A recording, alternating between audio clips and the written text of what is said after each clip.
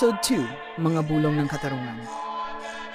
Matapos ang mga bulong na narinig mula sa bangkay ng lalaking nalunod, hindi na mapakali si John Pinto. Bawat gabing dumadaan ay nadaragdagan ang kanyang pangamba. Ngunit kasabay nito ay ang pakiramdam na may mas malalim na tungkulin siyang kailangan tuparin. Hindi ito ang mga misyon ng hiyera na kanyang kinasanayan bilang isang dating US Navy SEAL. Ngunit sa puso niya, alam niya ang misyon na ito ay mahalaga. Hanapin ang katarungan para sa mga hindi matahimik na kaluluwa. Nagbalik siya sa funeraria kinabukasan upang magsimula muli ng araw na tila normal lamang.